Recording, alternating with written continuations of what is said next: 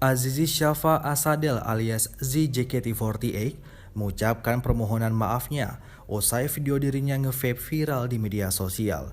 Sebelumnya, sebuah video yang menampilkan ZJKT48 tengah berada di dalam mobil bersama rombongan para artis viral. Dalam video tersebut terekam momen Z tengah menghisap vape. Tidak sedikit yang menyayangkan tindakan Z karena masih terikat kontrak sebagai anggota JKT48. Para fans menyinggung soal Golden Rules JKT48 yang diduga dilanggar oleh Z karena nge-vape. Sebagai informasi, Golden Rules adalah aturan ketat dari manajemen JKT48 kepada anggotanya.